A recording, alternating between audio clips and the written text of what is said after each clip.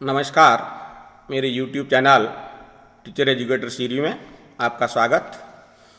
आज एक नया प्रकरण लेकर के आए हैं। NCF 2005 की एक गतिविधि जो बच्चों को गणित में दक्ष बना दे। दक्ष का अर्थ है गणितीय प्रश्नों को शीघ्र व सही हल करे। आप सभी को पता है कि अभी हमारा जो पाठ्यक्रम है वो NCF 2005 पर आधारित है। उसमें एक बिंदु है पेज 21 पर 2.4.1 ज्ञान सृजन के लिए अध्यापन। NCF 2005 के अनुसार शिक्षण का जो एक उद्देश्य है ज्ञान निर्माण करना या ज्ञान का सृजन करना। विद्यार्थी उपलब्ध सामग्री और गतिविधियों के आधार पर अपने लिए ज्ञान की रचना करते हैं और शिक्षक ज्ञान निर्माण की प्रक्रिया में शामिल होकर बालकों की है जो मदद करते हैं। एक संवेदनशील और समझदार अध्यापक बच्चों को भली भांति चुने हुए कार्य व प्रश्नों में व्यस्त कर पाता है। शिक्षक बच्चों को ऐसे अवसर प्रदान करे ताकि बच्चे प्रश्न पूछकर और चर्चा व चिंतन कर अवधारणाओं को है जो आत्मसात करें। प्राय निजी व सरकारी दोनों स्कूलों के अध्यापक इस बात पर जोर देते हैं कि सभी बच्चों को प्रश्नों के एक समान उत्तर देने चाहिए। पाठ्य पुस्तक के बाहर के उत्तर है जो वे स्वीकार नहीं करते हैं। शिक्षकों का ऐसा व्यवहार बालकों के ज्ञान निर्माण व सृजनशीलता में बाधा उत्पन्न करता है। अध्यापक केवल प्रश्नों के जवाब ही नहीं बल्कि ऐसी भी गतिविधियां करवाए या कार्य दे जिससे उत्तर दिया हुआ हो और बालक उस पर प्रश्न बनाए। गणित में बालकों के लिए संख्याओं की समझ बनाने तथा गणितीय संक्रियाओं के अभ्यास के लिए इस प्रकार की गतिविधि बहुत ही उपयुक्त है, जिसमें बालक लंबे समय तक व्यस्त व क्रियाशील रहकर गणितीय दक्षताओं में दक्ष हो सकता है तथा गणितीय समस्याओं का हल तेज गति से कम समय में तथा शुद्धता के साथ कर सकता है। NCF 2005 की जो इस पैरा की जो अंतिम लाइन है वो इस प्रकार से है कि हमें वाकई इस बात पर सोचना चाहिए कि हम हमेशा बच्चों से सवाल के जवाब देने के लिए ही क्यों कहते हैं। दिए गए उत्तरों के लिए प्रश्नों की एक सूची भी बनाना सीखने का एक वैध परीक्षण या एक तरीका हो सकता है। अर्थात हम है जो हर समय कक्षा में, कक्षा के बाहर, परीक्षा के समय, चाहे मौखिक हो लिखित हो, हम प्रश्न करते हैं और बच्चे जवाब देते हैं। क्यों ना थोड़ा सा उल्टा चलें, हम है जो कोई उत्तर तय कर लें और उस पर बच्चों को प्रश्न बनाने को कहें जिसका वो जो तय उत्तर आए। NCF 2005 की जो दस्तावेज हैं उसमें एक बॉक्स में ये एक प्रश्न तैयार करने का एक जो लिखा है सामग्री, जैसे एक उदाहरण दिया है कि यदि उत्तर 5 है तो प्रश्न क्या हो सकते हैं। तो यहाँ है जो अलग अलग प्रकार के जो प्रश्न बने, जैसे 4 और 1 मिलकर क्या बनता है छोटी कक्षाओं के लिए। यदि 33 में से 27 जमा 1 को निकाल लिया जाए तो क्या शेष रहेगा। यह ना थोड़ा सा जटिल प्रश्न है। आप छोटे बच्चों से पूछें आप कितनी बर्फी चाहते हैं तो वो संख्या बताएंगे। मैं अपनी नानी के घर रविवार को पहुंची और गुरुवार को वहां से निकली, वहां मैं कितने दिन रही। इस प्रकार के प्रश्न भी बनते हैं। क ख ग आए, फिर उनमें ग ढ च छ शामिल हो गए, फिर क और च चले गए, फिर च वापस आया और ख चला गया। अंततः कितने शेष बच्चे। तो ये तर्क शक्ति के या रीजनिंग के प्रश्न भी है जो इस प्रकार से बनते हैं। गणित के अलावा दूसरे विषय में भी प्रश्न बन सकते हैं, जैसे फूल का यदि उत्तर है वह लाल थी या था तो फिर प्रश्न क्या होंगे। तो फूल का रंग क्या था, तुमने पत्र को उस बक्से में क्यों डाला, या वह अचानक ट्रैफिक लाइट के पास क्यों रुकी क्योंकि ये जो ट्रैफिक लाइट वहाँ जो सिग्नल है जो लाल हो गया था। इस प्रकार के प्रश्न हैं। तो हम है जो विशेष रूप से ये गणित में इस प्रकार के अगर अभ्यास करवाएं उत्तर दे करके बच्चों से प्रश्न बनाने को, तो जो बहुत अभ्यास बच्चों का है जो करवाया जा सकता है संख्याओं की समझ के लिए और गणितीय संक्रियाओं के लिए। तो मैं जैसे एक प्रश्न लेते हैं अपन या उत्तर, जैसे उत्तर है मान लीजिए 24।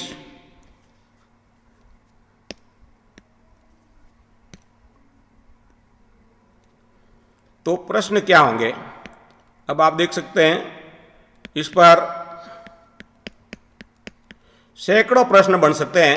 सैकड़ों, हजारों, लाखों नहीं, करोड़ों की संख्या में पहली से लेकर के, दूसरी से लेकर के, तीसरी, चौथी, पांचवी, और ज्यों ज्यों बालकों की जो गणितीय समझ या संख्याओं की समझ होगी, संक्रियाओं की समझ होगी, उस हिसाब से 3 अंकों की, 2 अंकों की, 4 अंकों की, 5 अंकों की, 6 अंकों की, जैसी चाहे जो ऐसे प्रश्न बन सकते हैं जिस पर है जो जिनका उत्तर है जो 24 आएगा। तो अपन है जो शुरू करते हैं, आप थोड़ा सा उदाहरण ले लें। जैसे सिंपल साधारण जोड़ वाले प्रश्न लें।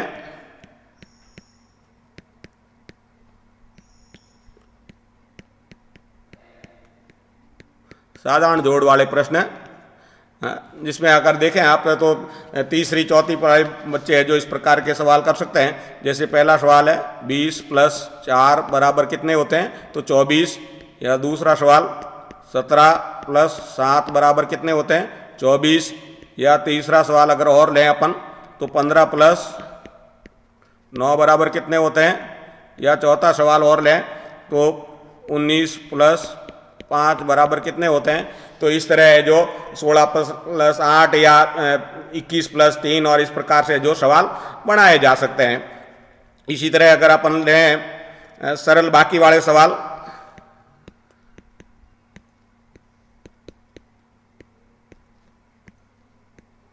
तो पहला सवाल अगर लें 25 - 1 बराबर कितने होते हैं।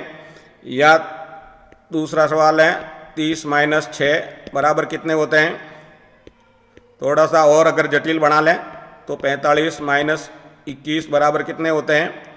या और थोड़ा सा अगर ऊपर ले लें तो 100 - 76 बराबर कितने होते हैं। तो इस प्रकार से सवाल बनाए जा सकते हैं। और भी संख्याओं को लेकर के जो सवाल सैकड़ों या हजारों की संख्या में बन सकते हैं। सरल गुणा वाले सवाल बनाए जिनका उत्तर 24 आता है। तो आप देखिए 4 × 6 बराबर कितने होते हैं। इसी तरह 3 × 8 बराबर कितने होते हैं। या 12 × 2 बराबर कितने होते हैं। तो ये सरल गुणा वाले सवाल हो जाएंगे। या इसी तरह सरल भाग वाले सवाल हो सकते हैं।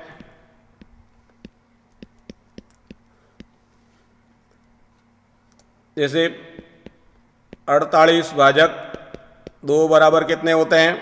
या 72 भाजक 3 बराबर कितने होते हैं। 96 भाजक 4 बराबर कितने होते हैं। या 120 भाजक 5 बराबर कितने होते हैं। इस प्रकार प्रश्नों की संख्या है जो बढ़ती जाएगी। आप नई नई संख्याएं लेकर के, हर वह प्रश्न वह होगा जिसका उत्तर 24 होना चाहिए। अपन और आगे लें, जैसे मिश्रित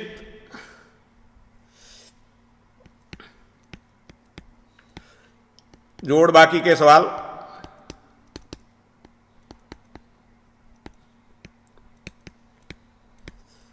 यानी संख्याओं को में एक से ज़्यादा जो हो सकती है। जैसे एक सवाल है 10 + 15 - 1 बराबर, तो कितने होंगे, 24। इसी तरह 10 + 21 - 7 बराबर कितने होते हैं, 24। या 20 + 10 - 6 बराबर कितने होते हैं, 24। या 45 - 15 - 6 बराबर कितने होते हैं, 24। तो इस प्रकार से जो मिश्रित जोड़ वाले सवाल हो सकते हैं। भिन्न के भी प्रश्न बनाए जा सकते हैं। जैसे 50/2 - 1 बराबर कितने होंगे, तो 24। या 30/2 + 9 बराबर कितने होते हैं, तो 24। या तीसरा 14 +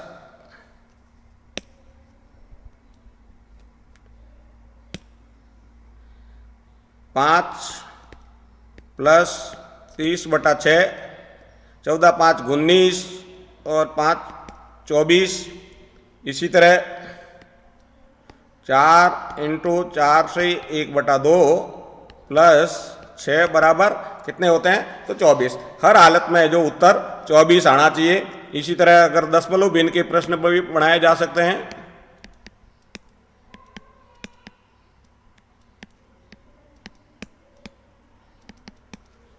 जैसे पहला प्रश्न बनाए 3 इंटू 6.5 प्लस 4.5 बराबर तो 24 होगा। इसी तरह 10.5 प्लस 10.5 प्लस 3 बराबर तो 24 होगा। इसी तरह 7.5 प्लस 7.5 प्लस 5 प्लस 4 बराबर कितने होंगे तो 24। इसी तरह 2.5 गुणा 8 प्लस 4 बराबर। इसी तरह और भी अन्य सवाल बन सकते हैं। अब 3 अंकों से ज़्यादा के भी अगर कोई प्रश्न हो, 3 अंकों से ज़्यादा संख्या के प्रश्न, वो भी उच्च क्लासों के लिए हो सकता है। जो बच्चों को अगर जानकारी है तो उस हिसाब से, जैसे पहला प्रश्न होगा अगर बनाए तो 200 माइनस 176 बराबर 24 या 750 माइनस 726 बराबर 24 या 400 प्लस 350 माइनस 726 बराबर 24 या 360 भाजक 15 बराबर 24 या 1100 माइनस 1076 बराबर 24 या 1100 माइनस 1000 माइनस 76 बराबर 24। तो हर हालत में उत्तर 24 आना चाहिए। तो इस प्रकार के और भी अन्य जो प्रश्न बनाए जा सकते हैं। इसी तरह उच्च दक्षता के जो है वो सवाल भी बन सकते हैं। जैसे पहला सवाल है -4 गुणा -6 बराबर कितने होंगे तो प्लस 24। इसी तरह -4 गुणा -9 -12 बराबर तो 36 -12 बराबर 24 या 7 गुणा -5 प्लस 59 तो -35 प्लस 59 बराबर।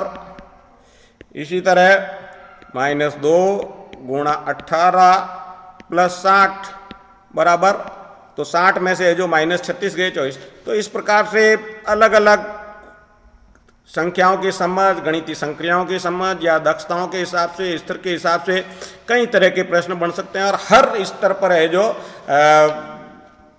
आप देख सकते हैं कि सैकड़ों, हजारों नहीं लाखों की संख्या में प्रश्न बनते हैं। तो इस प्रकार के प्रश्न अगर बनाने के लिए कहें बच्चों को है जो रोज एक उत्तर देते हैं और उस पर है जो प्रश्न बनाने को कहें, जैसे आज अगर एक दिन 24 दिया है तो अगले दिन है जो 25 दिया जा सकता है, 18 दिया जा सकता है, 20 दिया जा सकता है, 27 दिया जा सकता है, 36 दिया जा सकता है। ये उत्तर होंगे, उस पर है जो प्रश्न बनाने को कहें और उनको है जो थोड़ा सा चेक कर लें। तो इस प्रकार के अभ्यास से बच्चों में है जो एक तो संख्याओं की समझ हो जाएगी, संख्याओं का जोड़ना तोड़ना हो जाएगा और गणितीय संक्रियाओं का अभ्यास, प्लस माइनस गुणा भाग, और इसको फिर है जो बालक इस प्रकार के अभ्यास से जब ये सारी समझ विकसित हो जाएगी तो वो शॉर्टकट मेथड भी अपना सकेंगे, जिसको अपन मारवाड़ी में देसी भाषा में कहेंगे ऊपरवाड़ी। तो इस प्रकार से जो बच्चों में जो एक विशेष जो गणितीय दक्षता, जिसमें गणित को है जो शीघ्र और सही ढंग से हल करने की क्षमता का विकास होगा। धन्यवाद।